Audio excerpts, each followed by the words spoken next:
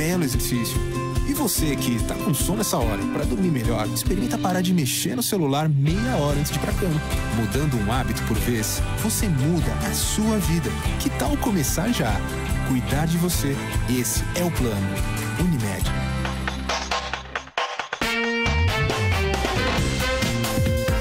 Muito mais que rádio. Educadora. A voz do povo, Ivan Schutzer. A voz do povo é a voz de Deus. Chegou a hora da verdade. Muito obrigado, amigos meus. Tudo de bom, felicidade. 11. Vai. 11h59. Tô no ar? Tô. É que não acendeu a luzinha aqui, eu fico meio perdidinho. Se pintar, não é assim, se pintar a grama de azul eu não como mais, eu vou morrer de fome. Não é desse jeito, é que não acendeu a luzinha aqui. 11h59, eu tô colocando um ponto final no A Voz do Povo para estabelecer o colóquio aqui com a Nani Camargo, que já está aqui. E ela que vai daqui a pouco comandar o Educador a meio-dia, nesse período de férias do Caio. As pessoas têm perguntado para mim sobre o Caio, sobre o Carlos Gomide. Ambos estão de férias, certo? Retornarão em breve. Muito bem. Dito isso, falo boa tarde, bom dia ainda, né? Ainda não deu meio-dia. Falo um bom dia para Nani Camargo. Bom dia, Nani. Tudo bem, Tudo Ivan? bom? O pessoal que nos acompanha pela internet, né? E você nos acompanhando, você conectado com a Rádio Educadora na internet, nas redes sociais ou pelo site da Educadora, pelo YouTube, enfim, você não só ouve, você assiste a Educadora. Hoje você pode falar, eu assisti você no rádio. Pode falar porque a Educadora é muito mais que rádio, ela é rádio com imagem, não é? E quem estava aqui acompanhando, conectado na internet, viu que a gente estava conversando aqui fora do ar. Eu com a Nani estávamos conversando fora do ar. A Nani estava me contando, fora do ar, e a gente traz para o ar também essa conversa, porque ela é de interesse público, a conversa que a gente estava travando aqui no estúdio é uma conversa de interesse público também. Ela estava me falando dos bastidores da Câmara Municipal de Limeira. Os bastidores lá estão fervendo, né? Está dando um comentário danado. Esse concurso que foi feito pela Câmara agora, Nani, é que está dando todo esse bochicho? Sim, Ivan, esse concurso que foi feito pela Câmara Municipal. Ivan, coloca aí, câmaramunicipal.com.br. Já bem na página de entrada, né, do site, já está lá concurso público e tal. A gente consegue ter mais informações sobre esse concurso público, mas a prova ela ocorreu há cerca de 2 semanas, né? E ontem saiu a lista, não sei se já são os aprovados, mas já foram divulgadas algumas listas. Olha aí, Ivan, esse link aí em cima, ó, concurso público. Concurso público número 1 de 2017. Isso aí você desce, isso. Aí tem os aprovados ali, deixa eu ir do seu lado aqui, ó. Resultado preliminar. Ampla concorrência. Ampla concorrência? São várias listas aí que foram divulgadas. São listas públicas, né? Já está, então, portanto, no site da Câmara de Limeira. E o que tá rolando? Mas eu quero deixar bem claro, viu, Ivan, que são bastidores. Na verdade, assim, alguns vereadores... Comentários. Ninguém está fazendo afirmação nenhuma. Mas são comentários, né? Aquele tipo de comentário a boca pequena, né? Exatamente, né? Que você não sabe se tem fundo de verdade. Porque essa lista aí, não sei se é a lista oficial, porque essa é a lista de bom desempenho. Como é que chama essa lista que a gente abriu aí agora? Resultado ocorrendo empate. Porque, assim, tem várias listas. Tem a lista dos afrodescendentes, enfim. Agora, a lista oficial ainda, não sei se ainda foi disponibilizada. Mas o fato que essa Torna lista... público o resultado preliminar da prova objetiva. Bom, a conversa que rola na Câmara é que os melhores colocados neste concurso público seriam pessoas ligadas a servidores que estão na ativa na Câmara Municipal, entendeu? Os dois primeiros colocados é gente de lá de dentro mesmo, é isso? A segunda colocada, segundo informações, é uma estagiária que atua na Câmara. Eu não a conheço, viu, Ivan? Não. Porque eu vou às sessões geralmente à noite e eu não vejo. E o segundo, e o primeiro colocado, pelo menos segundo essa lista, né? Nessa lista preliminar, seria parente de um funcionário da Câmara. Agora, isso não quer dizer muita coisa, né? Porque é uma prova que envolve capacidade, envolve acertos. Então, pode ser que eles tenham se saído bem. Assim, a conversa é a seguinte. Nossa, os 2 primeiros colocados, os que tiveram melhores desempenhos, são pessoas ligadas com servidores que estão na ativa. E a segunda colocada é funcionária da Câmara, estagiária, porque a Câmara tem um serviço de estágio, viu, Ivan? Sim. A Câmara contrata. O que é bom. É legal, acho legal. Gente jovem. Tem até a data de nascimento deles, pelo que eu vi aí, Ivan, acho que um nasceu em 99, outro nasceu em 96, desses candidatos, então são muito jovens. E então tá rolando tudo isso. Aí eu perguntei para alguns vereadores que eu conversei, para alguns assessores, e cheguei até a perguntar, mas se há essa dúvida, alguém fez algum questionamento, principalmente entre aqueles que prestaram um concurso, né?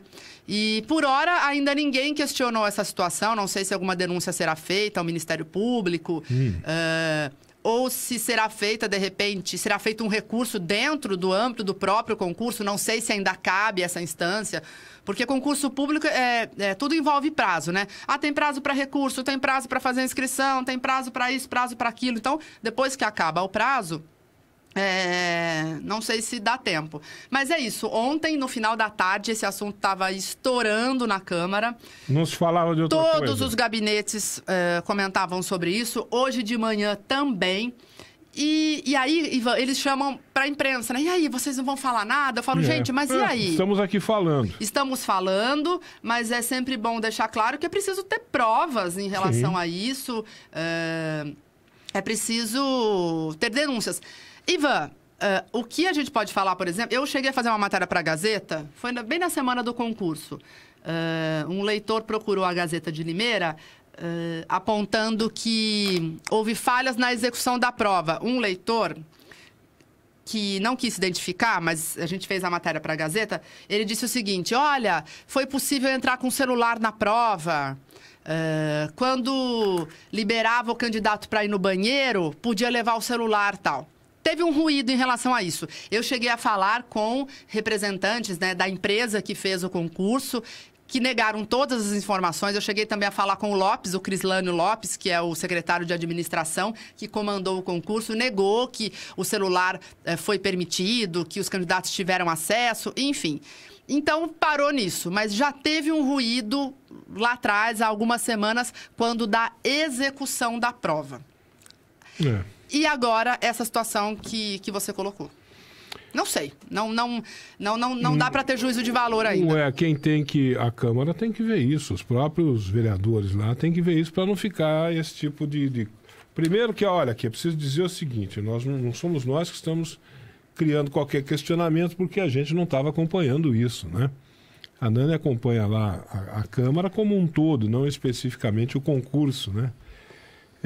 Isso foi levantado lá dentro da Câmara, esse tipo de comentário, esse tipo de buchinho. É porque essa lista saiu ontem, né? Então, hora que começaram a olhar a lista, falaram, olha só, parece que os dois, é um concurso que teve 5 mil candidatos, viu, Ivan? Muito concorrido, gente do Brasil inteiro. Era um concurso bem interessante porque tinham cargos com salários cerca de um pouco mais de R$3 mil. Hoje em dia é um salário muito bom, né? Principalmente se tratando de carreira pública, onde você tem uma estabilidade. Então, era um concurso, não digo que é fácil não, viu? Mas foi um concurso muito cobiçado, porque justamente por isso, porque eram salários interessantes, então foi muito concorrido, cerca de 5 mil candidatos. E aí, os 2 primeiros, pelo menos nesta lista preliminar, não é a lista final, são essas 2 pessoas que seriam ligadas a servidores que estão na ativa na Câmara Municipal. Mas não há esse impedimento, né? Qualquer pessoa pode prestar um concurso, mesmo que você tenha um parente na Câmara. No edital já não tinha esse impedimento também. Bom, é inevitável que esse tipo, ainda mais no Brasil de hoje, do jeito que as coisas estão, é inevitável que esse tipo de comentário não surja, né? Agora, está surgindo lá dentro da Câmara, a própria Câmara, o próprio funcionalismo da Câmara, os próprios vereadores estão achando estranho. Ora, que apurem, porque é ruim para os dois também que se colocaram aí nos primeiros lugares. Se o camarada ralou e tem que ralar para passar num concurso público hoje em dia, você tem que ralar, né? Bastante. É muito difícil hoje, viu, Ivan? Eu tentei prestar um concurso público aí e olha, é difícil, hein? Não. Se você tem que ralar muito. Não é pouca coisa, não. Tem que ralar e ralar muito. O cara ralou pra caramba, passa em primeiro, a turma vem, olha pra ele e fala, epa, aí tem, né? É desagradável. É desagradável. Muito né? desagradável. É desagradável porque a gente não sabe, de repente, esses dois cidadãos estudaram, Sim, enfim, sim. estão prestando concurso há muito tempo. Eles são muito jovens, né? Então, mas você pode, eu acredito que concurso público, a partir dos 18 anos, você já pode prestar. Não sei se tem concurso público para menor de 18 anos. Acho que não, né? Não. Acho que não. né, a partir dos 18 anos. Acho que um candidato aí, pelo que eu vi, nasceu em 1999. Então teria quanto? 18 anos? É isso? 99, 18. E a outra candidata, 1996, enfim, 21 anos. São candidatos muito jovens. Mas, enfim, Ivan, eu acho que tudo tem que ser apurado. Se alguém se sentir lesado em relação a esse concurso... Bom, por enquanto está na base do bochicho, né? Por enquanto está na base de comentário, boca pequena. Deve ter alguma instância para recorrer, né? Se ficar na base de comentário, boca pequena, né? Vamos deixar por conta da fofoca que não tem, né? Ambiente de Câmara Municipal. É pesado. É pesado. Você não queira saber o que rola de fofoca, irmão. Vamos deixar por conta da fofoca. Agora, se alguém lá tiver alguma informação privilegiada que faça desconfiar de alguma coisa, que, por favor... Que pelo bem do serviço público... Que, por favor... Que denuncie, procure o Ministério Público. Questione. Ou mesmo a própria empresa, né, Ivan? Investigue, apure. Não é Porque isso? eu acho que tem um prazo. Geralmente, quando o concurso divulga o resultado, eu acho que ainda é possível, pelo menos todos os outros concursos são assim, né? Tem prazo para recurso. Para recurso. Falar, como assim? Essa nota que me deram aqui não concordo, quem não conseguiu ser aprovado por uma margem, às vezes, pequena de erro... você tem como questionar. Pode questionar. Então, eu acho que isso, se alguém se sentir lesado, que deve ser feito. E a gente vai continuar apurando. E se alguém tiver alguma informação, também pode passar pra gente também, né, Ivan? O que a gente puder fazer pra elucidar o caso, né? O duro é isso, né? Hoje em dia no Brasil, todo mundo desconfia de todo mundo. Tá feia a coisa. Não Mas é porque, Ivan... O clima no Brasil é esse. É que o clima moral do Brasil ninguém. tá muito ruim, né? Vamos combinar que tá feia a coisa, né? A gente só vê notícia aí de mentira, de roubo, de um passou a perna no outro, mala de dinheiro. Tá difícil, né? Pra gente ter uma credibilidade, assim. Você lança alguma coisa, você joga alguma coisa assim no ar, né? Você joga alguma coisa numa rede social ou num ambiente como esse de Câmara Municipal, alguém solta uma fofoquinha lá. Amigo, isso aí para virar uma verdade é rapidinho. Com certeza. Né? Rapidinho virou uma verdade e rapidinho já se faz o julgamento e rapidinho já se estabelece que o cara é bom ou mal, né? Tá muito ruim, tá muito difícil porque ninguém tá acreditando em ninguém. E essas coisas é bom que não fiquem gerando dúvidas, né? É bom que o responsável tome todas as medidas necessárias para mostrar para a sociedade. Por isso que eu falo da transparência. Esse governo, por exemplo, Mário Botion, é um governo que tem dificuldade para lidar com isso, né? Tem dificuldade para apresentar as suas ações para a sociedade de uma maneira absolutamente transparente. É ruim isso, gente. É ruim. E é preciso entender isso. Nós estamos vivendo um ambiente difícil, um momento difícil da vida nacional, em que ninguém acredita em ninguém. Qualquer margenzinha de dúvida que você deixar é o suficiente para alguém inventar uma história e essa história se tornar a mais absoluta e incontestável verdade. Entendi, sim, com certeza. Não é? Com certeza. E de repente não é isso. De repente não é isso. Agora mesmo, estava falando aqui no programa, no âmbito da Lava Jato, né? Denúncias que foram feitas por delação premiada, né? E ao longo do processo, tal, quando chegou na hora do juiz dar um veredito na justiça, né? Não há provas que sustentem, que façam com que aquela denúncia pare em pé. Não há provas. Como é que você vai condenar alguém sem provas, meu Deus do céu? Não tem como, né? Então o cara foi absolvido por falta de provas. Bom, ele foi absolvido por falta de provas, das duas uma. Ou a denúncia realmente era mentirosa, a denúncia não era verdadeira. Não tinha consistência, né? Não é que não tivesse consistência, a denúncia era mentirosa mesmo. E a outra é não ter consistência, quer dizer, você não conseguir provar, não conseguir comprovar aquilo que foi dito na delação premiada. Ora, das duas uma. Não é? De qualquer maneira, o cara foi absolvido. Como é que você, no caso da política, né, você tem uma segunda chance, que é o que eu falei aqui do julgamento das urnas. Pô, estou na dúvida daquele cara. Aquele cara foi denunciado, né? Não, e foi absolvido por falta de provas. Ele é inocente ou ele é culpado? Não sei. Por via das dúvidas, eu não voto nele. Eu também. Eu já analiso a vida pregressa. Qualquer manchinha, foi denunciado, eu também já fico com o pé atrás. Agora, Ivan, você tocou num assunto muito interessante, né? A gente fala muito de Sérgio Moro, Lava Jato e tal. Você imagina o peso nas costas do Sérgio Moro? Eu acho que não vai acontecer. Mas você imagina se lá na frente, em um dos processos do Lula, ele entende que o Lula tem que ser absolvido. Você imagina o que vão escrachar esse juiz? Pois é, porque... Porque tem esse lado também. Eu acho que não vai acontecer. Acho que as provas em relação ao Lula estão caminhando. Tem muita mentira que rola aí no Facebook, a gente comentou isso ontem e tal. Mas assim, acho que o que está nos autos, eu acho que são provas contundentes. Agora, e se por via das dúvidas em algum crime ali que ele está sendo acusado, o juiz entende que ele não mereça?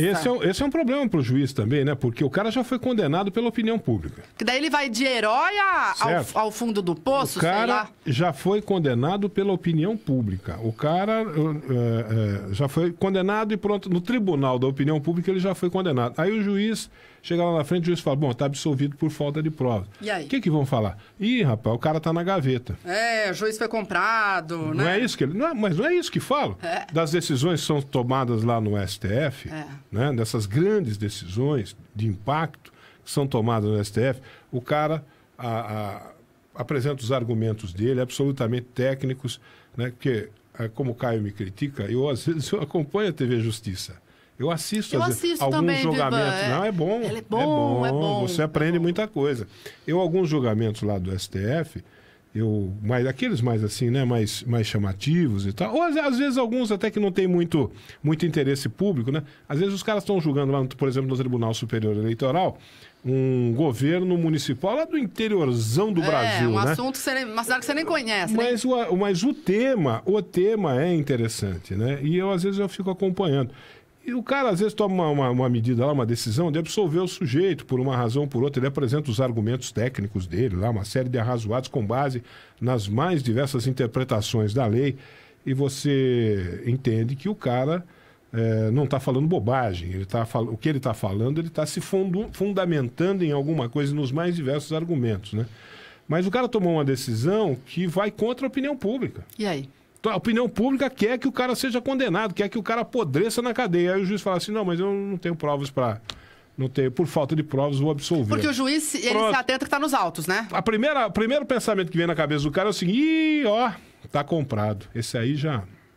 É o primeiro pensamento que vem na cabeça do cara. E é algo muito prejudicial, né, Ivan? Como você citou, o Tribunal da Opinião Pública. Em tempos de Facebook, de Instagram, de Twitter, são os dois lados. A comunicação, ela avança de uma forma interessante, mas, ao mesmo tempo, Ivan, se você cai na boca da rede...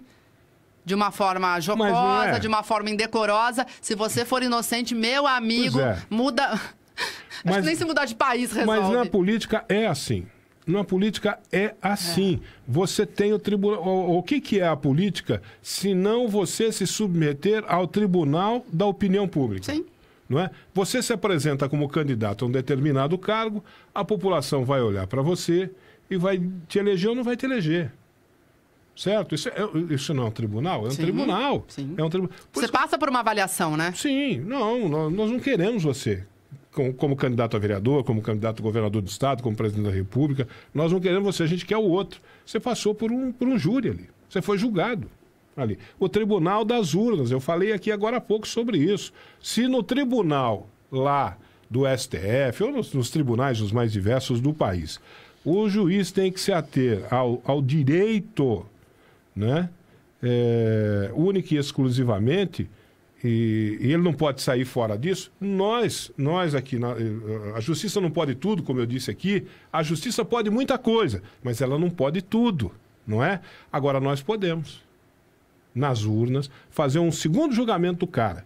Pô, esse cara, cada baita denúncia em cima dele, não conseguiram prova, mas pelo amor de Deus, as denúncias que tem em cima desse cara são muito pesadas.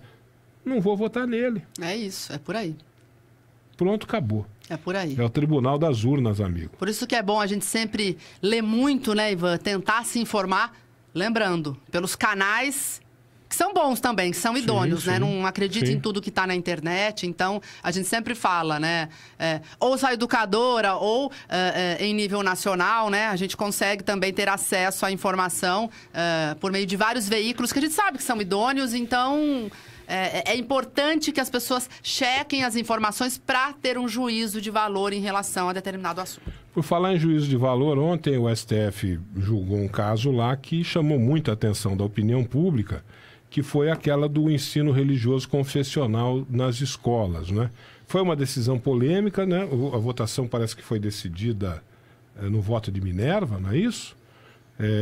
Porque o próprio STF ficou dividido, né? Com relação a isso, né? Com relação a isso, né? E eu acho que essa decisão de permitir, aí é a minha opinião, né? Cada um tem a sua, não é mesmo? Cada um olha para essa coisa com seus olhos, né? E aos meus olhos, ao meu ver, eu acho que o STF deu uma pisada na bola feia. Por quê? Eu explico por quê. Por que eu estou pensando assim? Porque agora uma escola poderá levar, por exemplo, um padre, não é? Para, de repente, dar uma aula de religião na escola sob o ponto de vista da Igreja Católica. Então, mas a decisão também faz esse adendo. É permitido, mas desde que a concepção da escola...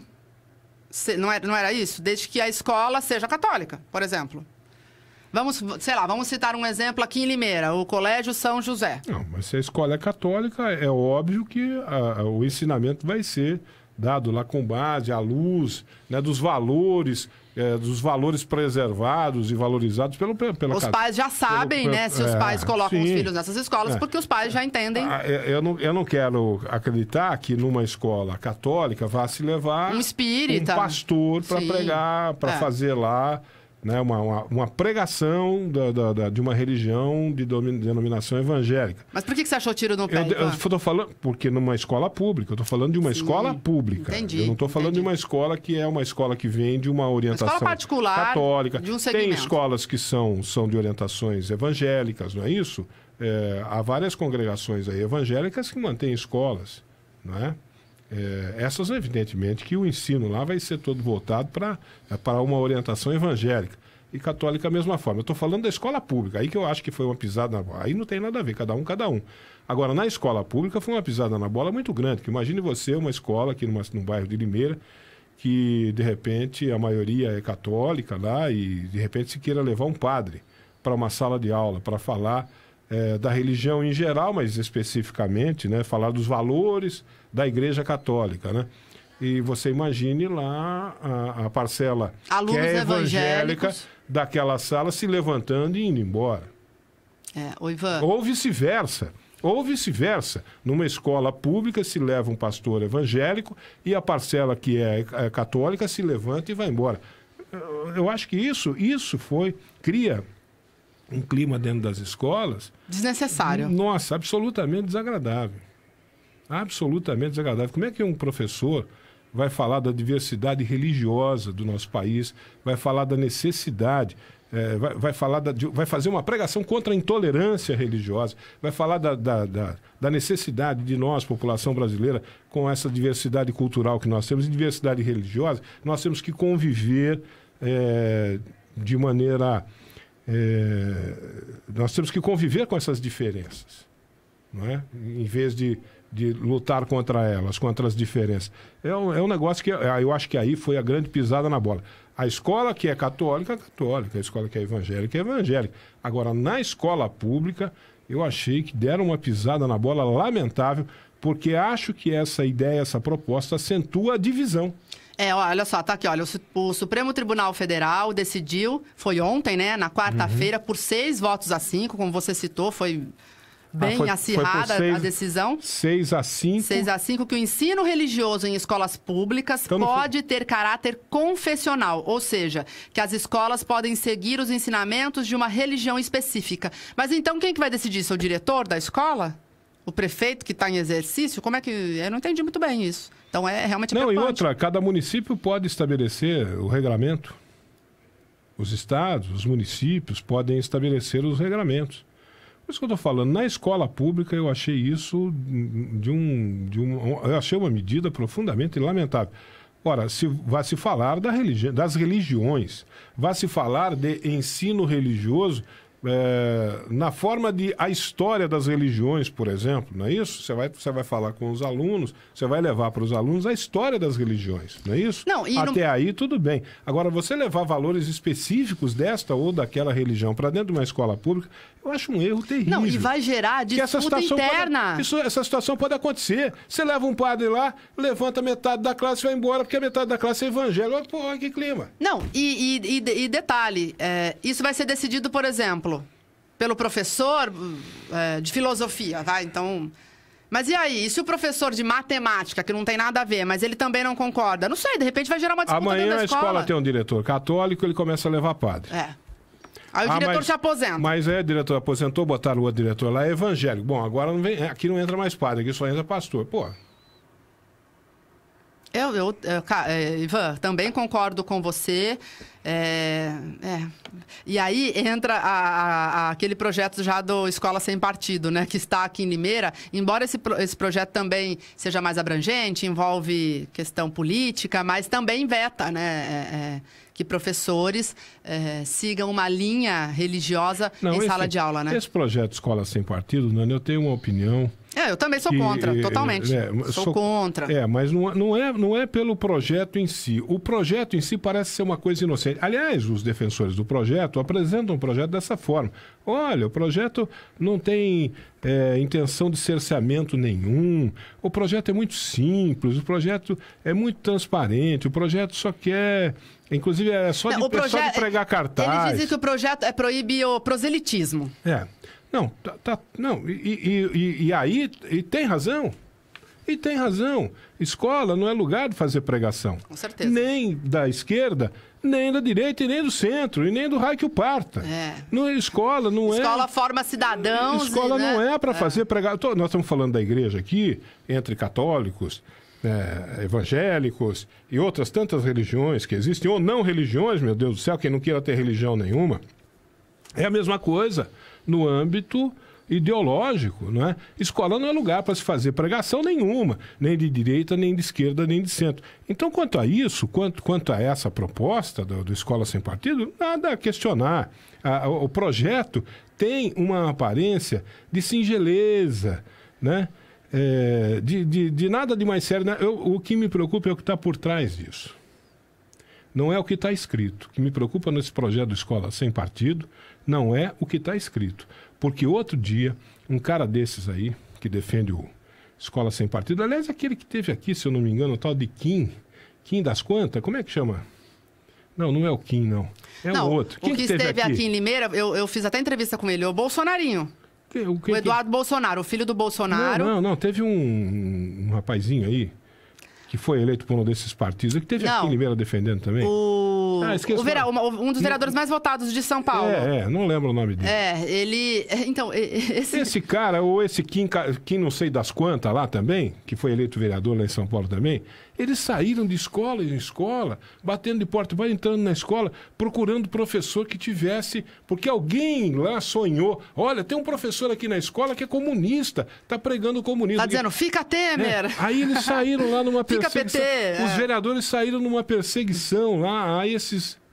caça aos comunistas, caça aos professores comunistas. É isso que me preocupa nesse projeto do Escola Sem Partido. Não é o que está escrito no projeto. Não é o propósito do projeto está correto.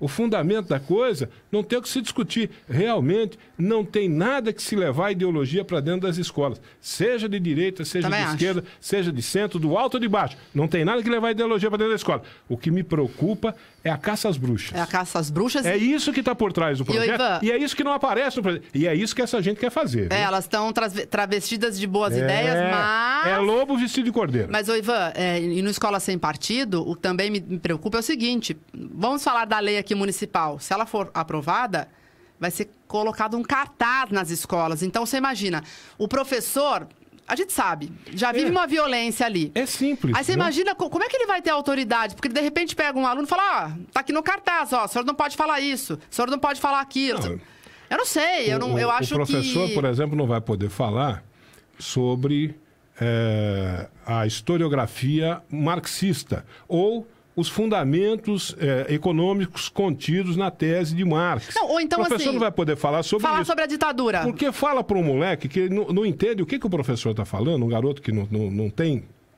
o conhecimento necessário para julgar se aquilo que o professor está falando. Ele está falando das questões relativas à ciência de Marx.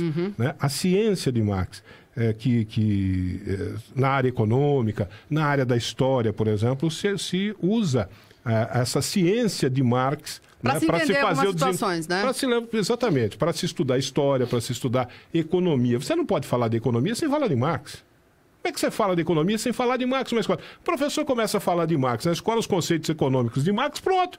Esse professor é comunista. Levanta o moleque chega em casa. Meu pai, mãe, o professor não estava falando do Marx ontem na escola. E tá na plaquinha, aquele cara, não comunista. pode. Pronto. Não, Ivan, é a caça às bruxas que está por trás eu acho. disso. Você imagina, por exemplo, qualquer escola tem que ensinar sobre ditadura militar. Isso faz parte da história do Brasil. E eu acho que os professores vão contar que na ditadura teve morte, teve tortura, todos os direitos individuais foram cassados, enfim.